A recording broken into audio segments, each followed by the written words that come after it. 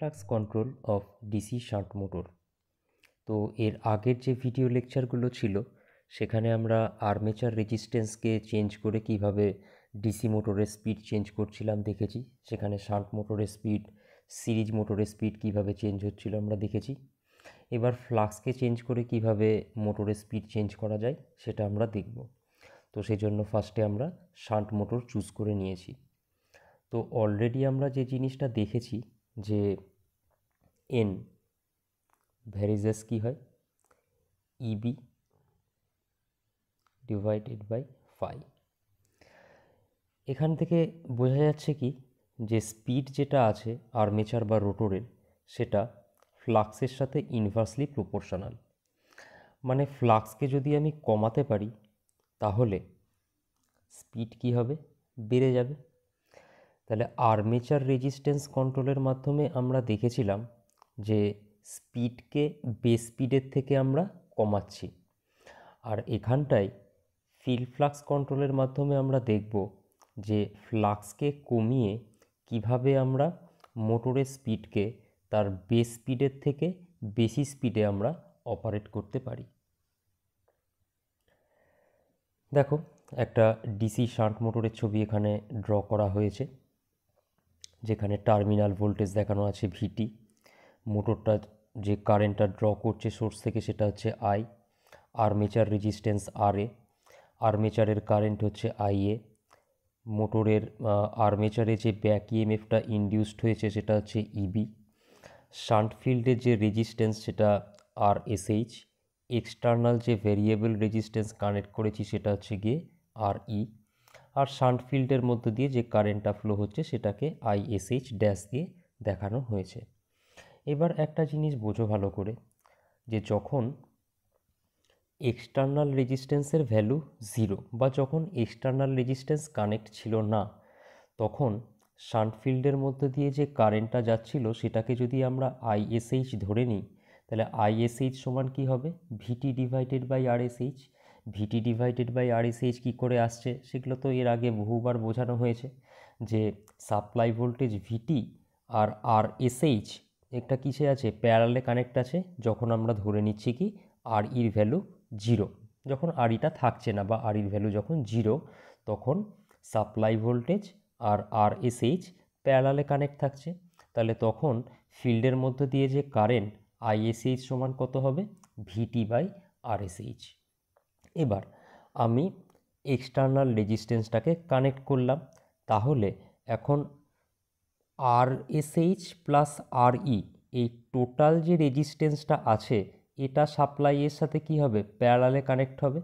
তাহলে এখন ফিল্ডের মধ্যে দিয়ে যে নতুন কারেন্ট আইএসএইচ ড্যাশ সেটা সমান কি পাবো, ভিটি ডিভাইডেড বাই আরএসএইচ প্লাস আরই। এই দুটো ইকুয়েশান একটু ভালো করে খেয়াল করে দেখো।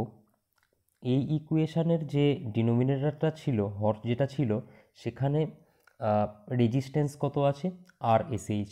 আর এখানে আমি করলাম কি, একটা external resistance, external variable resistance সিরিজে কানেক্ট করেছি, যার জন্য রেজিস্ট্যান্স কত হলো, আরএসএইচ প্লাস আরই। তো দেখেই বোঝা যাচ্ছে এটার যে ভ্যালু তার থেকে এটার ভ্যালু বেশি হবে।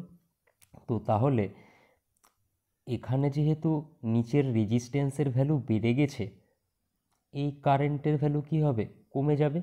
মানে নর্মাল কন্ডিশানে যখন এক্সটার্নাল রেজিস্ট্যান্স কানেক্ট করা ছিল না বা এক্সটার্নাল রেজিস্ট্যান্সের ভ্যালু যখন 0 ছিল, তখন ফিল্ডের যে কারেন্ট ছিল তার থেকে নতুন ফিল্ডের কারেন্ট কিন্তু কমে গেছে।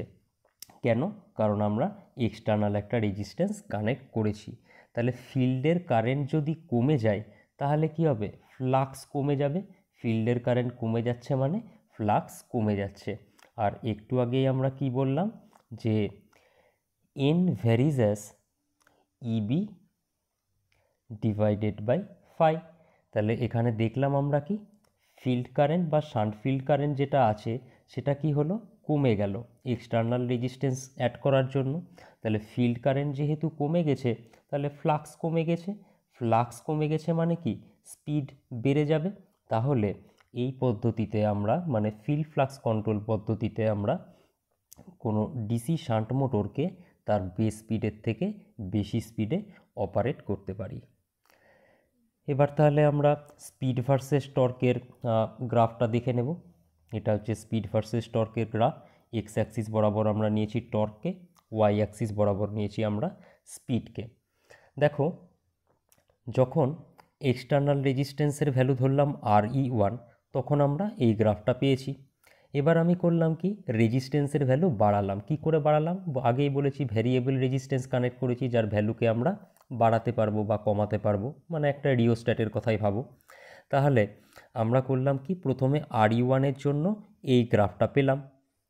এবার রেজিস্ট্যান্সের ভ্যালু আরেকটু বাড়ালাম। তাহলে রেজিস্ট্যান্সের ভ্যালু যদি আরেকটু বাড়াই, চলো এই ইকুয়েশানে আসা যাক। এখানে এই রেজিস্ট্যান্সের ভ্যালু যদি আরও বাড়িয়ে দিই, তাহলে ফিল্ডের কারেন্ট কি হবে? আরও কমে যাবে। ফিল্ডের কারেন্ট আরও কমে যাবে মানে কি, ফ্লাক্সের ভ্যালু আরও কমে যাবে। আর ফ্লাক্সের ভ্যালু কমে যাওয়া মানে কি, স্পিড আরও বাড়বে। দেখো, সেটাই এখানে দেখানো হয়েছে।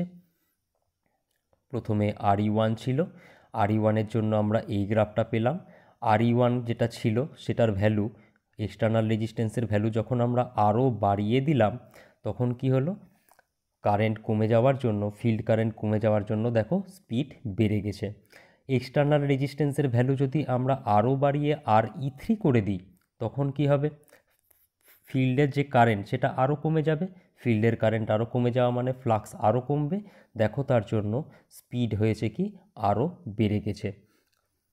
তাহলে এই গেল হচ্ছে কি আমার গ্রাফটা, যার জন্য এখানে দেখো, এখানে লেখা আছে RE ইনক্রিজিং।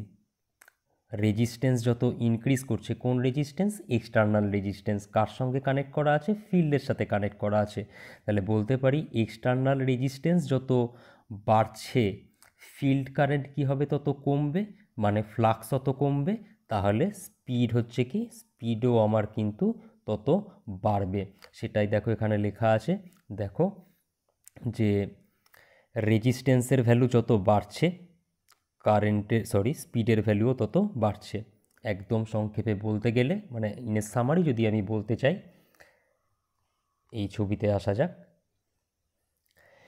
এই রেজিস্ট্যান্সের ভ্যালু যত বাড়বে, ফিল্ড কারেন্টের ভ্যালু তত কমবে। ফিল্ড কারেন্টের ভ্যালু যত কমবে, ফ্লাক্সের ভ্যালু তত কমবে। ফ্লাক্সের ভ্যালু যত কমবে, স্পিডের ভ্যালু তত বাড়বে। তাহলে এই প্রসিডিওরে আমরা কি দেখলাম? এই প্রসিডিওরে দেখতে পেলাম যে একটা ডিসি শান্ট মোটরকে ফিল্ড ফ্লাক্স কন্ট্রোলের মাধ্যমে কিভাবে বেস স্পিডের থেকে বেশি স্পিডে অপারেট করা যায়।